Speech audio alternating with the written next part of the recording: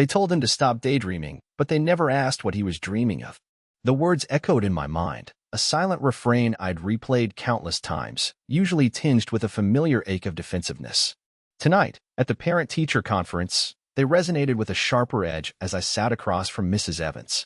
Her smile was a thin, professionally pleasant line, her posture immaculate against the backdrop of brightly colored, glitter-glued posters celebrating Student of the Week and Reading Goals Achieved.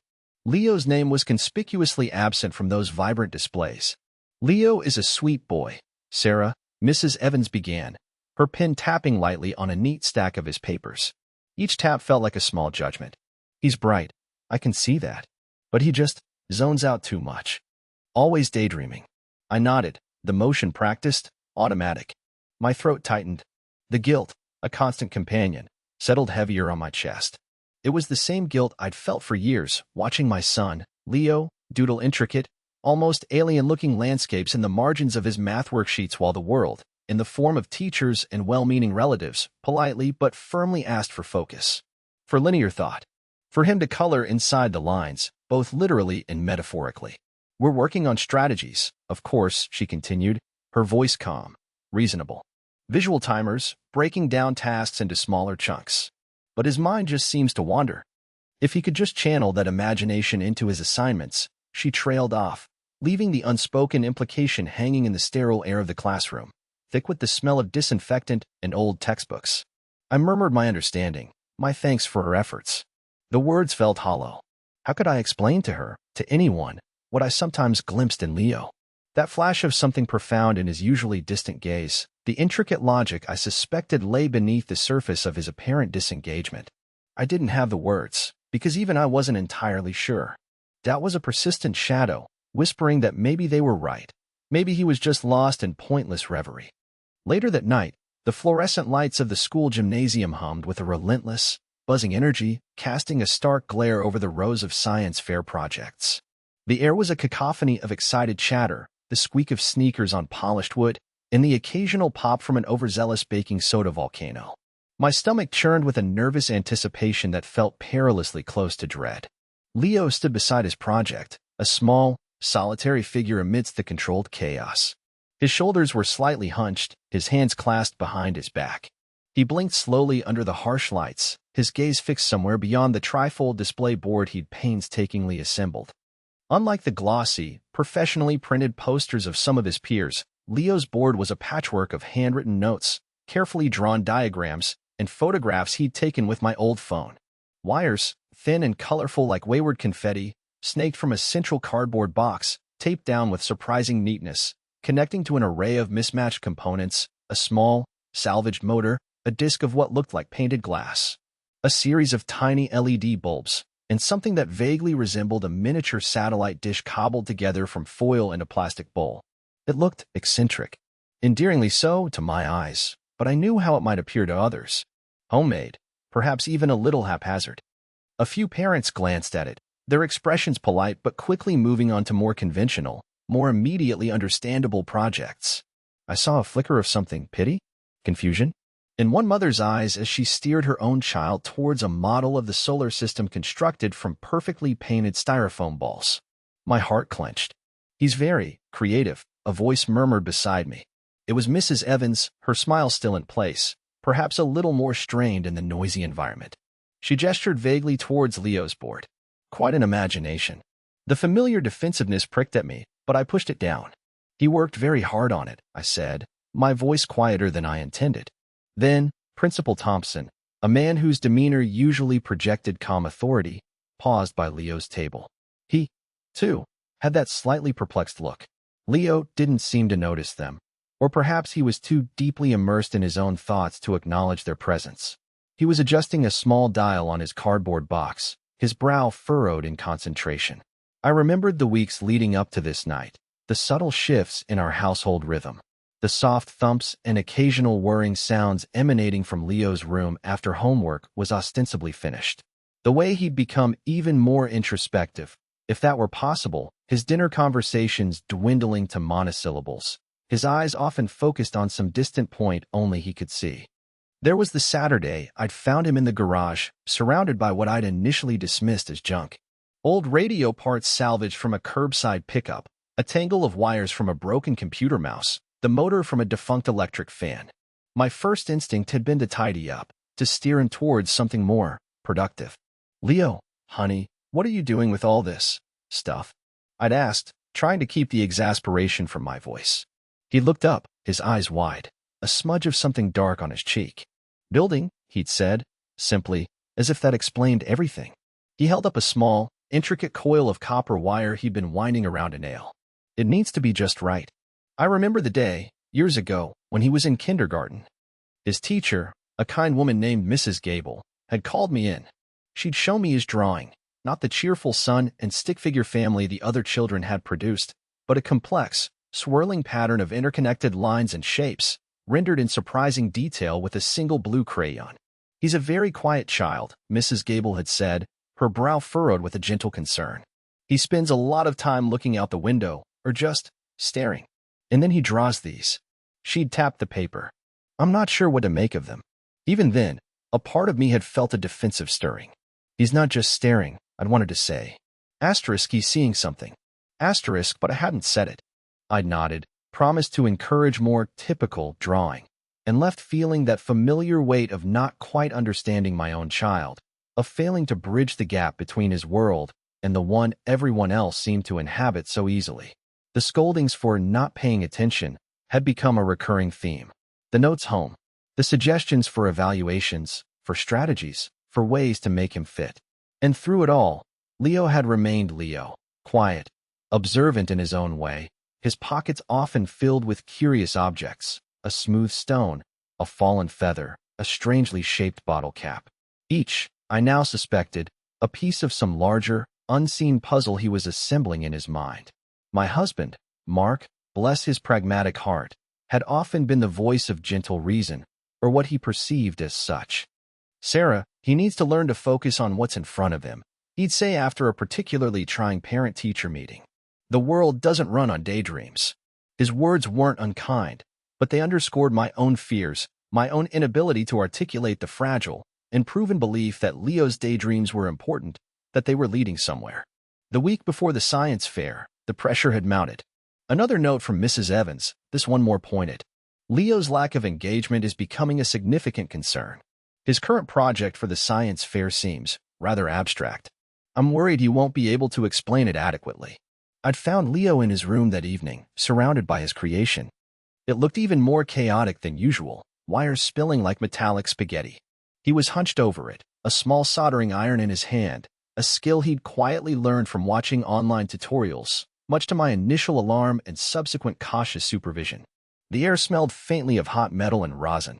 "How's it coming, sweetie?" I'd asked, trying to sound casual, supportive. He didn't look up, just made a small, non-committal grunt. I saw a discarded sketch on his desk, filled with symbols and equations that meant nothing to me.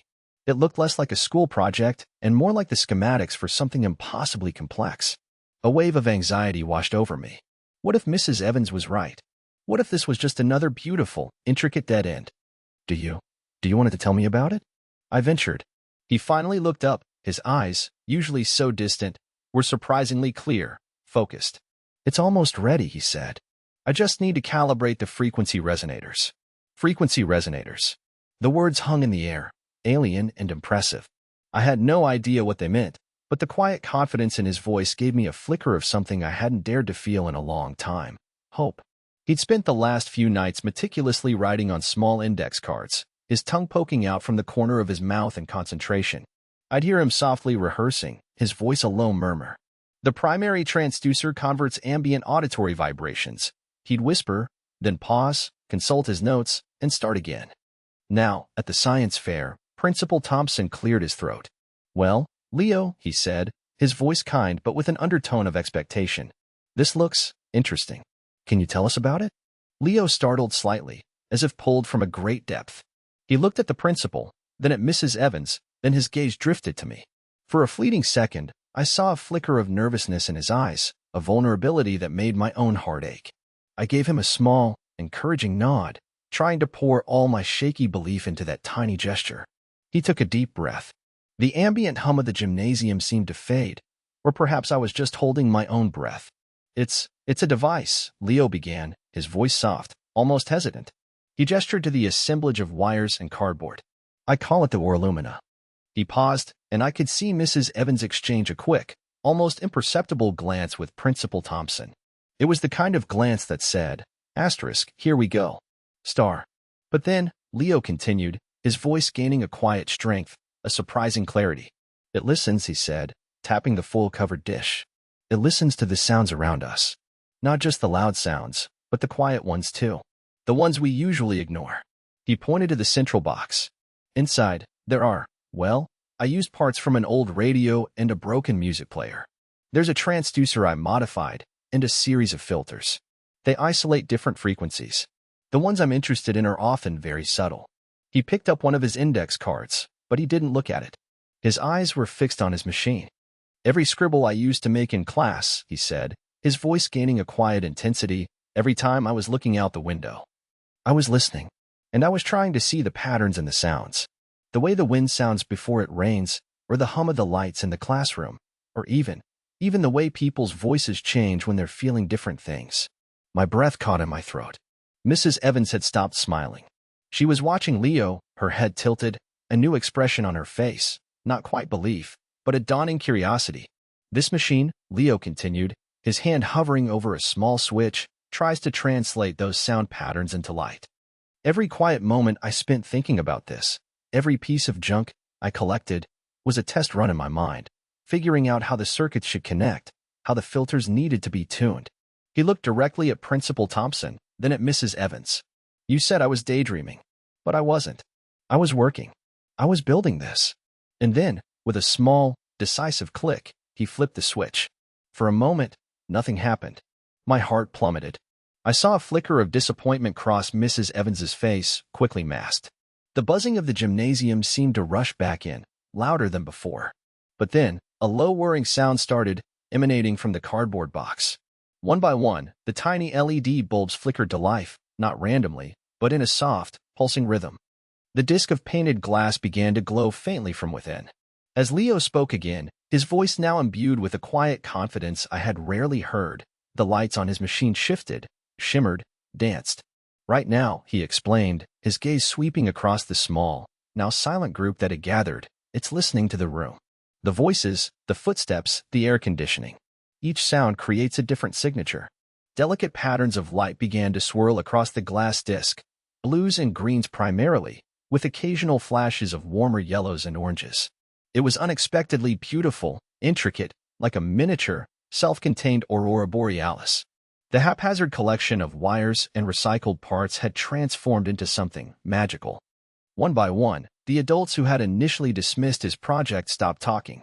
They leaned in, their expression shifting from polite indifference to open curiosity, then to something akin to awe.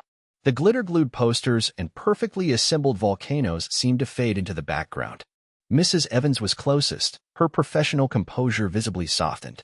Her eyes, which had earlier held that polite, distant judgment, were now wide, fixed on the swirling lights.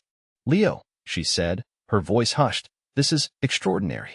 Principal Thompson, a man I suspected had seen countless science fair projects, was similarly captivated. How did you calibrate it to distinguish between such subtle sounds? He asked, his voice filled with genuine inquiry. Leo, no longer hesitant, began to explain the more technical aspects, using terms like algorithmic filtering and amplitude modulation, with an ease that belied his years. He spoke of how certain frequencies, he theorized, might correlate with emotional states, how the texture of sound could be visualized. He wasn't showing off. He was simply sharing what he knew, what he had painstakingly discovered. Other parents, drawn by the quiet intensity of the scene and the mesmerizing display of lights, began to gather. Questions came, not patronizing this time, but respectful, intrigued. What inspired you to build this particular machine, Leo? One father asked. Leo paused, and his gaze found mine. A small, almost shy smile touched his lips. The light from his Orlumina flickered softly across his face, illuminating the faint smudge of what might have been solder, or perhaps just pencil lead, still on his cheek. I wanted to show people, he said, his voice soft but clear, carrying over the now muted hum of the gymnasium, what I see, what I hear, when I'm quiet. He looked at me directly then, and his next words were almost a whisper, meant only for me, yet they seemed to resonate through the small, attentive crowd. I built it for you, Mom, so you could understand. Tears I hadn't even realized I was holding back pricked at my eyes, blurring the beautiful, dancing lights of his invention. It wasn't just the machine, remarkable as it was.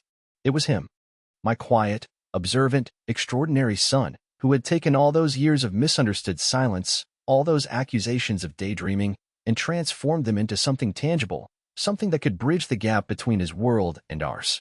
Mrs. Evans was beside me, her hand resting lightly on my arm. When I glanced at her, her own eyes were a little moist. "Sarah," she said, her voice thick with an emotion I couldn't quite name. Respect, perhaps, or even a touch of humility. "He's remarkable." I could only nod, my throat too tight for words. I watched Leo, now confidently answering a barrage of questions from impressed teachers and parents, the light from his creation illuminating his earnest face. He wasn't just explaining a science project. He was translating his very essence. Every doodle had indeed been a blueprint, every quiet moment a meticulous calculation, every piece of hoarded junk a vital component. They told him to stop daydreaming, but now they want to know more. And as the ore lumina pulsed with its gentle, complex light, a testament to a mind that saw and heard the world in ways others couldn't, I knew, with a certainty that settled deep in my bones, that his dreams were only just beginning to illuminate the world.